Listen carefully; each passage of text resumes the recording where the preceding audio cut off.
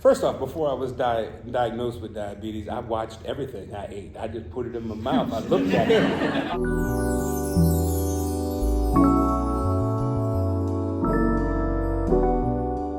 I was the first person diagnosed with diabetes in my family, but my father had been living with diabetes for close to 25 years unchecked. And I subsequently lost him to I lost him subsequently to complications from diabetes. And that's what made me want to share my story. I didn't want that to happen to my children. I didn't want to see that happen to other families. Men, black men in particular, is who I'm speaking to. But men in general, we don't go to the doctor or to the hospital unless we have an appendage falling off or something like that. Other than that, and I don't know what this stems from. I don't know what it is within us that's innately within us. Is like, no, I'm gonna be okay.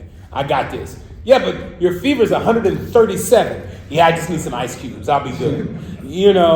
But there's a thing called preventative maintenance. You take your car, he's like, oh, your brakes are squeaking. You don't want your brakes to go out, so you'll get them checked. Let's go to the doctor and get checked. Something might be squeaking.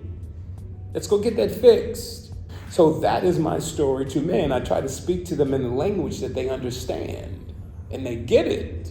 If we had education, if we had somebody speaking to us like this, and in its rawest form, maybe things might be different. But we didn't, so this is where we end up with type 2 diabetes and all this other stuff. So what changes are you going to make?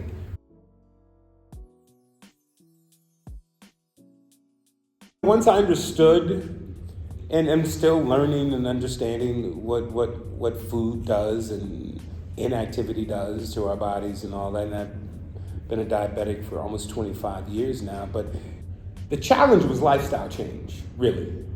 There are changes that we have to make. We may not like them, but it takes 21 days to form a habit, and that's what I've been doing. So I stuck to a plan for 21 straight days until it just became normal for me, and that's what it is. It's about change, and it's about having the discipline to stick with it, and we're going to fall off. We're not going to always do it. I'm guilty of it. But it's like, okay, let me get back on path. Let me get back on track.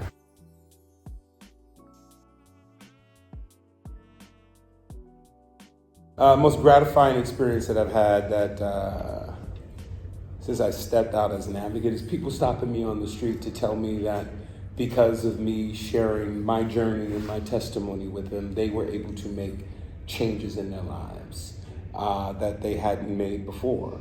I've had people say, my blood sugar was here, my A1C was this high, or, I've lost 90 pounds because of you. I've seen your transformation, and that made me want to get fit. So that's been the most gratifying thing. I want you to embrace this and enjoy this, because this is going to help you live. This is going to help you, be around your family. This is going to be productive in your life. I made a choice to live with diabetes and not die from it. And that's what I do. That's what I do in my personal life. I make the changes that I can make. And that's it. I do what my doctors tell me to do. And I live life.